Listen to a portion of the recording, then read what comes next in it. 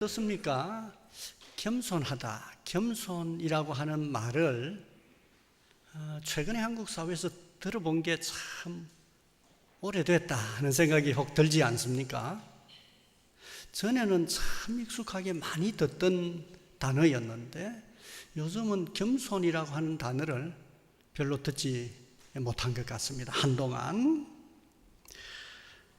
다른 사람들로부터 저분 참 겸손한 사람이다 하는 말이 전에는 칭찬이었는데 요즘은 나를 두고 다른 사람이 저분 참 겸손한 사람입니다 하면 어딘지 모르게 이게 칭찬이 맞는지 나보고 무능하다고 하는 말인지 이게 얼른 구분이 안 되는 듯한 그와 같은 느낌을 받을 때가 있습니다. 왜 이렇게 겸손이라고 하는 이 단어의 의미가 우리에게 다르게 다가오는 것일까요? 어떤 변화가 생겼기 때문일까요? 사실 특정 단어라고 하는 것은 문화의 영향을 참 많이 받습니다. 그래서 특정 단어에는 그 단어에 적합한 정서가 실리고 또 그 정서의 특성은 문화의 영향을 많이 받습니다. 국어사전에 보면 겸손이라고 하는 단어는 다른 사람을 높이고 자기 스스로를 낮추는 것, 낮추는 태도, 이걸 겸손이라 그렇게 표현합니다. 그러나 다른 사람을 높이고 스스로를 낮추는 이와 같은 태도가 오늘날은 스스로에게 무척 모욕적인 그와 같은 것으로 생각이 되곤 하는데요. 그건 우리의 문화가 많이 달라졌기 때문입니다. 얼마 전까지만 해도 전통적인 권위주의적 사회에서는 권위에 대한 순종, 복종 이건 필수입니다. 처음부터 스스로 겸손하라고 하는 교훈을 받을 뿐만 아니라 어린 시절부터 겸손한 태도를 갖도록 훈련시키는 것을 당연하게 생각을 했습니다. 왜냐하면 그렇게 해야만 사회생활을 잘 유지를 할 수 있기 때문이고 또한 동시에 아주 노골적으로 말하면 그게 바로 생존의 방법이 되기 때문이기도 합니다. 무자비하고 권위가 엄한 사람 앞에서 그 사람을 낮추고 자신을 높여보십시오. 무슨 일이 생기겠습니까? 그리고 또 스스로 겸손하기를 거부하고 자신을 높이려고 더 높은 사람 앞에서 그 사람과 다툰다고 하면 아마 그 사회 속에서 잘 살아가기 힘들었을 것입니다. 그래서 오늘날도 북한과 같은 사회에 보면 사람들이 대부분 온순합니다. 아주 서민들 같은 경우에는 굉장히 온순하다 하는 걸 느껴볼 수 있는데요. 그런데 지난 얼마 동안에 우리 한국 사회는 의식이 많이 달라졌습니다. 오늘날은 그야말로 민주주의 사회, 민주주의가 활짝 꽃핀 듯한 그와 같은 느낌을 받습니다. 민주적인 사회라고 하는 말은 그 사회 안에서 각각 개개인이 정당한 주권을 가지고 있는, 주권이라고 하는 말 자체가 스스로 주인으로 살아간다고 하는 것을 뜻하는 그와 같은 새로운 시대입니다. 그래서 어린 시절부터 시작해서 다 부모가 하는 말도 네가 원하는 대로 해라. 네가 원하는 게 뭐냐. 바깥에서도 네가 원하는 삶을 살아야 된다 하는 그와 같은 얘기를 듣곤 합니다. 민주주의 교육을 통해서도 어린 시절부터 시작하여서 네가 너의 인생에 있어서나 사회에 있어서 네가 중심이 되도록 애를 써야 한다 하는 그와 같은 얘기를 종종 듣게 되는 것입니다. 그래서 겸손이라고 하는 것은 다른 사람 말을 들어주는 것이라 하는 생각을 듣게 되니까 느낌을 받게 되니까 그건 모욕적으로 생각이 되고 나 자신이 주도하는 것, 나 자신이 중심이 되는 것, 그리고 또 나 자신을 적극적으로 드러내는 것, 이게 덕목이 됩니다. 더불어서 민주주의적인 사고방식과 더불어 자본주의적인 사고방식도 마찬가지입니다. 자본주의적인 사고방식도 시장 경제 안에서 경쟁이라고 하는 것을 굉장히 중요하게 생각합니다. 경쟁은 이기려고 애를 쓰는 겁니다. 처음부터 지는 게 아니고 이기려고 애를 쓰는 그와 같은 특성입니다. 그러다 보니까 겸손하다 하는 그 말은 패배자가 된다, 진다 하는 그와 같은 느낌을 주기도 하고요. 요즘 회사에 취업하기도 어려운데 면접하러 갔는데 겸손한 태도를 가지면 어떻게 되겠습니까, 여러분? 아마 그 면접관이 뽑아주지 않을는지 몰라요.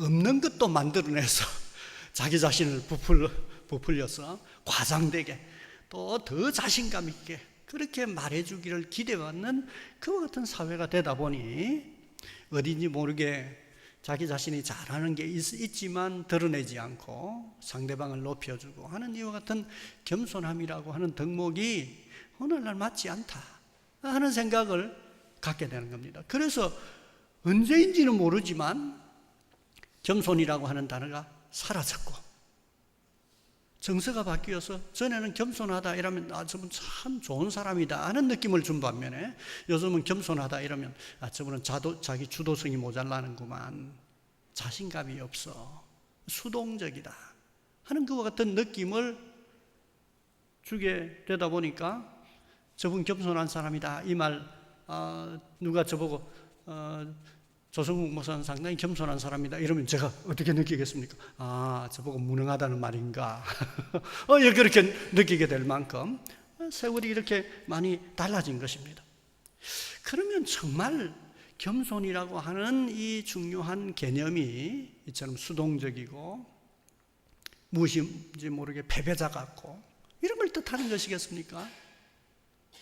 그래서 성경에 겸손이라고 하는 단어를 창세기부터 계시록까지 다 한번 보았습니다. 쭉 훑어보면서 이 겸손이라고 하는 단어가 어떤 맥락을 가지고 있는가, 성경에서는 그러면 일반 도덕적인 교훈에서 겸손이라고 하는 그 함의 말고 성경에서 겸손이라고 하는 이 단어를 사용할 때는 어떤 맥락을 가지고 있는가, 뭘 원하는 것인가 하는 걸 찬찬히 뜯어봤습니다. 세 가지가 아주 두드러졌습니다. 그 중에 첫 번째는 이 겸손이라고 하는 단어는 성경적인 용례는요, 늘 항상 하나님과의 관계에서 표현되는 경우가 가장 빈도가 높았습니다. 우리는 보통 겸손이라면 인간 사이의 관계에서 1차적으로 생각을 하지만 성경에 기록되어 있는 이 겸손이라고 하는 표현은 늘 항상 하나님을 염두에 둔 인간이 가져야 할 태도를 표현하는 말로 겸손이라고 하는 단어를 사용하고 있었습니다. 실제로 그렇습니다. 우리가 하나님 앞에서는 정말 겸손하지 않으면 안 되죠. 하나님 앞에 스스로를 높인다고 하는 것은 말이 안 되는 거죠. 하나님 앞에 스스로 낮추어야만 무엇이 가능합니까? 그분을 경배하고 찬양하고 예배하는 게 가능하지 않습니까? 하나님 앞에 스스로 자기 자신을 낮추어야 자기 자신이 무력한 존재인 줄 알고 하나님 앞에 기도할 수 있지 않겠습니까? 우리가 보통 좋아하는 사람 칭찬할 때 보면 좀 과장되게 칭찬하잖아요. 사람들에게는 칭찬이 되겠지만 하나님께는 뭡니까? 찬양이 되는 거죠. 자기 자신이 많이 낮추어져야 그 하나님의 위대하심이 더 크게 보여 그분을 찬양할 수 있게 되는 것입니다. 그러니까 겸손하지 않은 사람은 하나님과 종교적인 관계를 형성할 수가 없습니다. 스스로를 하나님만큼 높이는 사람이 어떻게 하나님께 예배하겠습니까? 스스로를 하나님만큼 높이는 사람이 어떻게 하나님의 말씀을 순종하려고 생각하겠습니까? 간섭받기 싫어하죠. 스스로를 하나님만큼 이렇게 높이는 사람이 어떻게 하나님을 의지하고 하나님 앞에 도움을 호소하는 기도를 할 수 있겠습니까? 모든 게 불가능합니다. 그래서 성경은 하나님 앞에 겸손하지 않은 사람, 곧 그 사람을 교만한 사람이라고 지칭하고 또한 동시에 하나님 앞에 도전적인 사람이라고 생각을 하여 그를 악한 사람이라 그렇게 칭하고 있습니다. 그 사람들에게 하나님은 은혜를 베푸시는 대신에 하나님을 향하여 다투려고 도전하는 사람으로 하나님께서 간주하시고 심판하신다 하는 내용이 성경에 나오는 겸손과 관련된 일반적인 맥락입니다. 그래서 하나님과의 관계에서 겸손한 사람이어야 하나님과 좋은 관계를 형성할 수가 있습니다. 그래서 예컨대 이사야서 57장 15절에 보면 한번 들어보십시오. 지극히 존귀하며 영원히 거하시며 거룩하다 이름하는 이가 이와 같이 말씀하시되, 즉 하나님은 굉장히 높은 분이라고 하는 것을 얘기하고 난 이후에 내가 높고 거룩한 곳에 있으며 하니까 하나님이 높다는 말이죠. 그런데 그 하나님이 어떤 사람과 가까이 하는가 하면 통회하고 마음이 겸손한 자와 함께 있나니, 이는 겸손한 자의 영을 소생시키며 통회하는 자의 마음을 소생시키려 합니다. 하나님은 겸손한 사람이 하나님과 같이 있을 수 있고 하나님께서 그 겸손한 사람의 영을 소생시켜 주신다, 그렇게 말하고 있습니다. 더불어서 스바냐 2장 3절에도 보면 한번 들어보십시오. 여호와의 규례를 지키는 세상의 모든 겸손한 자들아. 그러니까 겸손한 사람은 어떤 사람인가 하면 하나님의 말씀을 지키는 사람이다. 스스로 낮추니까 하나님의 말씀을 정말 높고 엄위한 명령으로 받아들이고 순종하는 것입니다. 너희는 여호와를 찾으며 공의와 겸손을 구하라. 너희가 혹시 여호와의 분노의 날에 숨김을 얻으리라. 이 말은 너희가 하나님을 찾고 기도해라. 하나님이 분노하시고 심판하시는 날에도 너희들을 숨겨주실 것이다 하는 말씀입니다. 이렇게 이 두 구절만 봐도 교만한 사람은 하나님과 함께 있을 수가 없고요, 교만한 사람은 하나님께 은혜를 기대할 수가 없습니다. 또 기대하지도 않지만 하나님께서 그 사람들에게 은혜를 베푸시지도 않습니다. 하나님이 겸손한 사람들에게 특별하게 은혜를 베푸신다고 하는 구절은 구체적으로 굉장히 많이 있었습니다. 예컨대 다니엘서 10장 12절에 보면 하나님의 천사가 다니엘에게 나타났습니다. 그리고 다니엘에게 뭐라고 말을 하고 있는 거 하니, 다니엘아 두려워하지 말라. 내가 깨달으려 하여 내 하나님 앞에 스스로 겸비하게 하기로 결심하던 첫날부터, 너가 겸손하였던 첫날부터 내 말이 응답받았으므로 하나님이 너의 말에, 그 기도에 응답하셨다. 천사가 와서 다니엘에게 그렇게 말했습니다. 그리고 시편 138편 6절에서도 여호와께서는 높이 계셔도 낮은 자, 즉 겸손한 자를 굽어 살피시며, 겸손한 자를 굽어 살피신다, 그렇게 말씀하셨고요. 또 시편 17절에도 보면 여호와여 주는 겸손한 자의 소원을 들으셨사오니, 이렇게 표현합니다. 하나님은 스스로를 낮추어 겸비한 상태 가운데 있는 사람을, 그의 소원을 들어주시는 분이시다, 그렇게 말씀하십니다. 그래서 야고보서 4장 10절에서도 주 앞에서 낮추라 그리하면 주께서 너희를 높이시리라, 그렇게 말하고 있는 것을 발견하게 됩니다. 이처럼 겸손한 사람이어야 하나님과 함께 있을 수가 있고 하나님께서 그 겸손한 사람에게 은혜를 베푸시기 때문에 겸손해야 한다, 그렇게 말합니다. 무엇보다도 먼저 겸손이라고 하는 이 단어는 인간관계에 적용되기보다는 하나님과의 관계에 1차적으로 적용이 됩니다. 가장 많은 경우가 하나님과의 관계 앞에서 인간이 취해야 할 태도로 겸손을 말하고 있기 때문입니다. 그러므로 어떤 사람이 인간관계에서는 참 겸손하고 성품이 유하고 좋습니다. 그럼에도 불구하고 하나님 앞에 겸손하지 않는다면 그는 겸손한 사람이라고 말할 수 없습니다. 아무리 인간관계가 좋아도 스스로 하나님 앞에 자기 자신을 겸비하게 낮추어 하나님을 경외하지 않는다면, 그래서 기독교적인 교훈은 아무리 착하게 살아도 하나님을 섬기지 않으면, 하나님을 섬긴다고 하는 것 자체가 인간으로서의 겸손함을 뜻하는 것이죠. 그가 그의 선함으로 구원을 받을 수 없다, 이렇게 말하는 것입니다. 어떻게 보면 하나님 앞에서의 겸손은 인간이 피조물로서 자기 자신이 가지고 있는 절대 한계를 인정한다고 하는 표현이 되기도 합니다.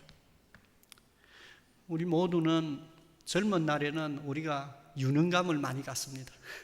내가 뭔가 대단한 일을 할 것처럼 그렇게 생각합니다. 그러나 거의 모든 인간은 죽음 앞에서 궁극적으로 우리 자신이 얼마나 부질없는 존재인가 하는 것을 느끼게 될 것입니다.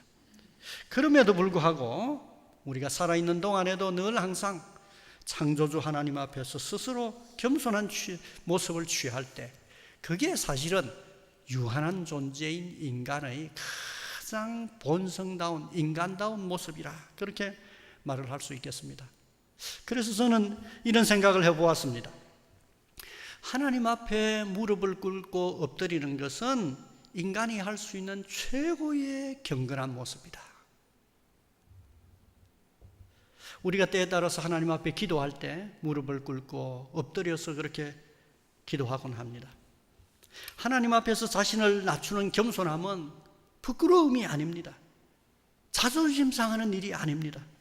오히려 인간이 취할 수 있는 가장 경건하고 고고하고 위대한 모습이 있다고 하면 그게 바로 하나님 앞에 스스로를 겸비하게 낮추는 것이다. 그렇게 보는 것입니다.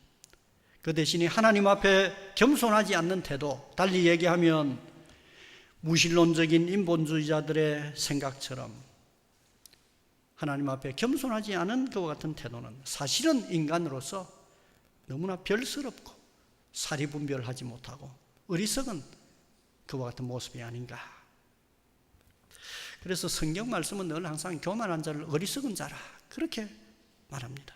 그리고 어리석은 사람의 가장 중요한 특성을 뭐라고 말하는가 하니 하나님이 없다 말한다 그렇게 말합니다. 그러므로 하나님이 없다 생각하는 사람은 겸손한 사람이 될 수 없고 그만하여 자신감 있어 보이는 모습이 무척 좋지만 사실은 그것은 우주에 있어서 하나님 앞에 선 인간의 모습, 그 모습을 생각할 때 오히려 별스럽고 사리분별을 하지 못하고 어리석은 모습이 된다. 그렇게 말씀을 드릴 수 있겠습니다. 이게 성경이 하나님과의 관계에서 강조하는 첫 번째고요. 두 번째는 이 겸손이라고 하는 단어가 가만히 보니까 겸손과 관련하여 굉장히 빈도수가 많은 건 아니지만 너무너무 강조되어 있는 게 있는데 그게 바로 그리스도는 겸손한 분이셨다 하는 것입니다. 성경 전반에서. 하나님의 아들 우리 주 예수 그리스도가 한마디로 얘기하면 겸손한 분이다. 이렇게 말하고 있습니다. 아예 우리 예수님이 오시기도 전에 선지자의 예언에 따르면 스가랴서 9장 9절에 그분이 나귀를 타고 성전에 입성하시게 되는데 왕이지만 백마를 타고 입성하는 게 아니라 나귀를 타고 입성하게 되는데 그게 바로 그분이 겸손하신 분이라고 하는 증거라 그렇게 말합니다. 시온에 따라 크게 기뻐할지어다 예루살렘에 따라 즐거이 부를지어다 보라 내 왕이 내게 임하시나니 그는 공의로우시며 구원을 베푸시며 겸손하여서 나귀를 타시나니 나귀의 작은 것 곧 나귀 새끼니라. 이집트에서 사온 큰 말을 타고 위압하면서 그렇게 등장하는 게 아니라 나귀를 타고 들어오시고 그 나귀 중에서도 새끼를 타고 들어오신다. 아주 인상적으로 그렇게 표현을 했습니다. 사도 바울도 예수님의 어떠하심과 예수님의 생애와 예수님의 사역 전체를 생각하면서 한마디로 그분은 겸손한 분이셨다. 이렇게 정리를 합니다. 그게 오늘 성경 본문에 빌립보서 2장 5절부터 8절이 쭉 얘기하는 것입니다. 이렇게 기록되어 있습니다. 2장 5절에 보면 너희 안에 이 마음을 품으라. 이 마음, 요게 이제 그분 스스로를 낮추는 겸손함인데요. 이 마음을 품으라. 곧 그리스도 예수의 마음이니. 그러니까 예수님은 그 마음 자체가 겸손한 분이다. 그 말입니다. 그는 근본 하나님의 본체시나 하나님과 동등됨을 취할 것으로 여기지 아니하시고 오히려 자기를 비워 종의 형체를 가지사 사람들과 같이 되셨고. 이 말이 무엇입니까? 그분의 성육신 자체가 겸손이다. 그 말입니다. 그리고 사람의 모양으로 나타나사 자기를 낮추시고 죽기까지 복종하셨으니. 이게 무엇입니까? 그분의 온 생애와 사역 전체가 한마디로 겸손이었다. 그 말입니다. 십자가에 죽으심이라. 겸손은 자기를 낮추는 건데 자기를 낮추는 일의 극단이 바로 십자가에 죽으심이라. 자기 부인이라. 그렇게 말씀하심으로써 예수님은 오실 때부터 겸손한 분이라고 하는 예언이 있었고 그분이 성육하신 것도 겸손이고 그분의 생애 전체가 겸손이고, 그분의 사역 전체가 바로 겸손이다. 마음과 생애와 사역이 겸손으로 정리될 수 있는 분이 바로 예수 그리스도시다. 이게 이제 사도 바울이 예수님에 대하여 강조하는 표현입니다. 아예 선지자의 말과 사도 바울의 말 들을 것도 없이 예수님 그분 당신께서 직접 그분 당신에 대하여 하신 말씀을 한번 들어보십시오. 수고하고 무거운 짐진 자들아 다 내게로 오라. 내가 너희를 쉬게 하리라. 나는 마음이 온유하고 겸손하니 나의 멍에를 메고 내게 배우라. 그리하면 너희 마음이 쉼을 얻으리니 이는 내 멍에는 쉽고 내 주임은 가벼움이라.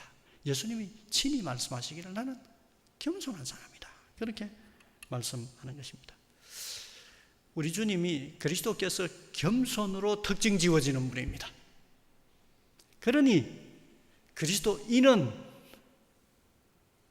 앞에 그리스도를 본받는 사람이니까, 그리스도의 제자이니까 그리스도인들에게 있어서는 겸손이라고 하는 게 굉장히 핵심적인 덕목이라고 하는 사실을 부인할 수 없습니다.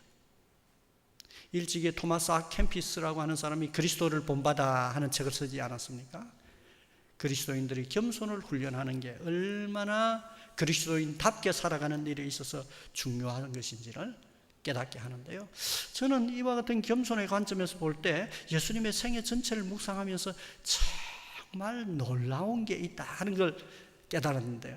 두 가지인데요. 아주 짧은 것이지만 두 가지인데요. 그 첫 번째는 예수님의 생애와 사역이 겸손으로 되어 있다고 하는 것을 보면서 맞다. 영적인 일, 원래 귀한 일, 원래 위대한 일, 원래 진정한 변화를 만들어내는 일은 겸손으로 이루어진다 하는 것과 같은 깨달음을 얻었고요.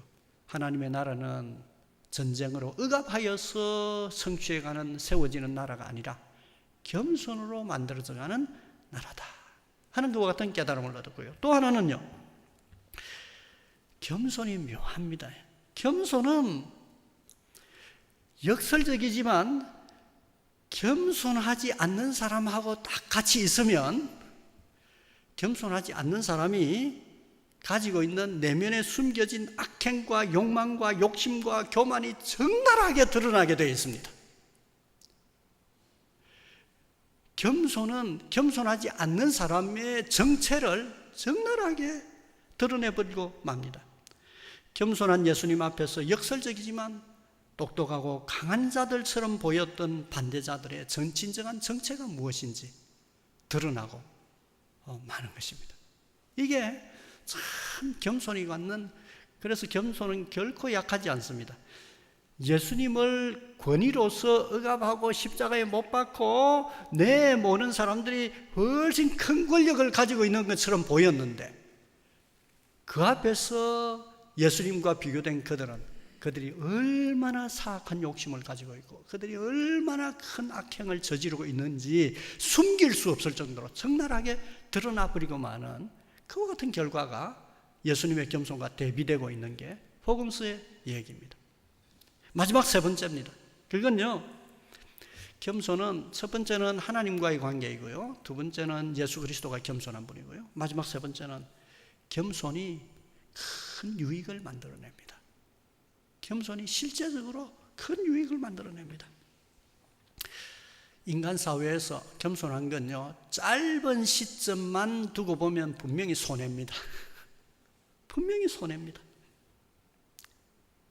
왜냐하면 강한 자가 약해 보이는, 약자가 아니어도 겸손해 보이는 사람도 더 많이 누르고 더 많은 것을 약탈하고 더 많은 것을 요구할 가능성이 많습니다. 그러나 인생은 짧지 않습니다. 인생을 길게 보아야 합니다. 인생을 길게 볼 때 겸손은 손해만이 아닙니다. 하나님이 겸손한 자를 꼭 은혜 베푸시기 때문입니다. 그에게 은혜를 베풀어 주셔서 그를 형통하게 하시기 때문입니다. 그래서 솔로몬이 잠언서에서 이 겸손과 관련하여서 아주 흥미로운, 잠언은 솔로몬이 인생의 지혜를, 하나님이 주신 통찰이긴 하지만 아주 실제적인 인생의 지혜를 말하고 있지 않습니까? 거기에 이렇게 말합니다. 여호와를 경외하는 것이 지혜의 훈계라. 그 뒤에 겸손은 존귀의 앞잡이니라. 겸손한 사람이 이후에 존귀하게 된다. 그렇게 표현했고요.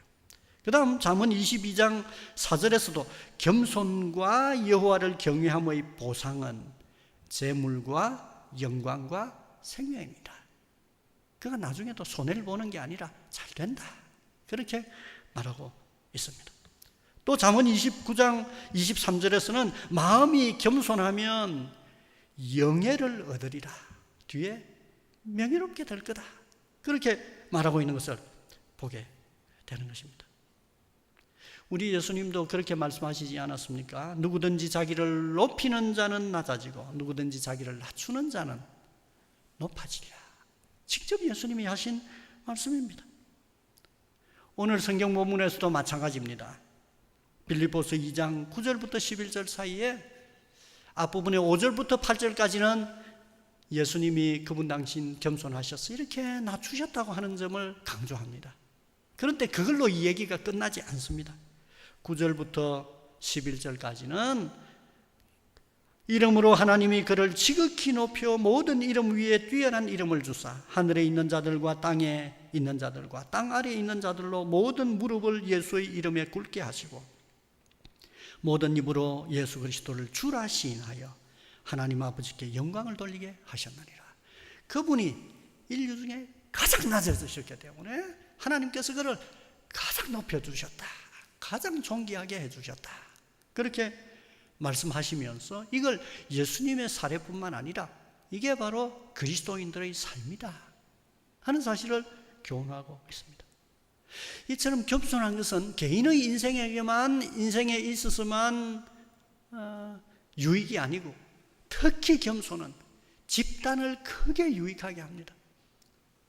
예수님이 왜 개인적인 유익을 위해서 겸손을 선택했겠습니까?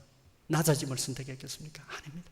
사실은 예수님은 인류를 하나님의 백성의 구원이라고 하는 집단의 이익을 위해서 그분이 겸손하셨습니다. 그분이 겸손하신 그 결과가 하나님의 나라가 세워짐과 동시에 온 우주적인 구원이 가능하게 되었던 것입니다. 이처럼 겸손은 집단을 유익하게 합니다. 뿐만 아니라 교회도 마찬가지입니다. 그래서 오늘 빌립보서 2장 1절부터 제가 11절까지 쭉 보았는데